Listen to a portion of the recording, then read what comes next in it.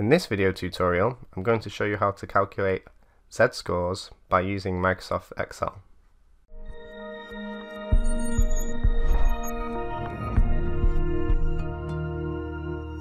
A z-score is the number of standard deviations from the mean, and simply put, a z-score is also known as a standardized score. So the formula to create a z-score is presented on screen.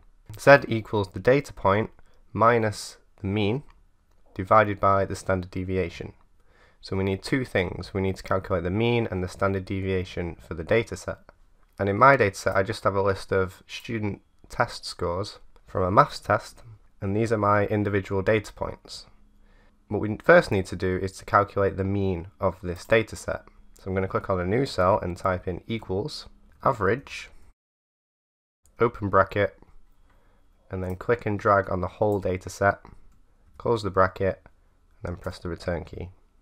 So the mean value for my data set is 76.9. Next, let's calculate the standard deviation. So again, in a new cell, I'm going to type in equals stdev, open bracket, and then again select the whole data set to calculate the standard deviation, close the bracket, and then press the return key. So the standard deviation in my data set is 13.478. Now, let's calculate the z-score for this first data value, 72.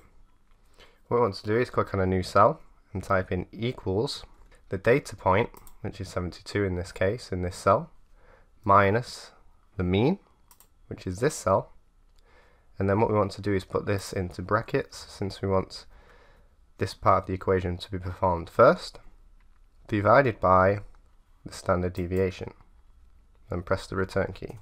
So the z-score is negative 0.363556. So this means the value of 72 is 0.363556 standard deviations below, because it is a negative value, the mean, which is 76.9. Now, to repeat this for all of the values, we can simply click and drag on this cell to carry the formula down. But before we do this, we need to lock the cells that contain the mean value and the standard deviation.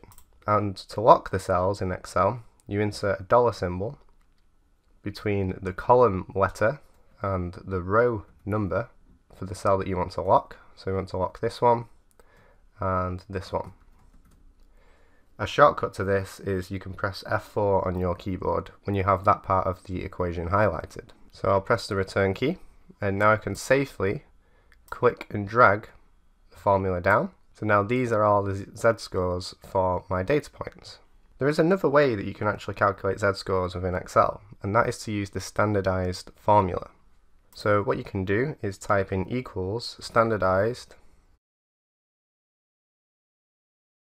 open bracket, and then Excel is asking you for the x. So the x is the data point, add a comma, and then you want the mean value, which again is this cell here, add a comma, and then the standard deviation value, which is this value here.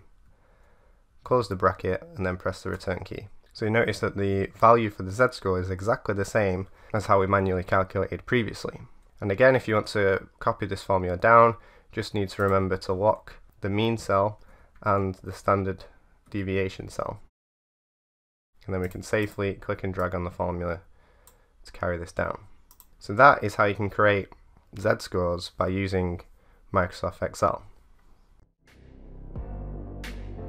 Did you like this video? Be sure to give it a like or leave a comment, and don't forget to subscribe to be notified when a new video is added.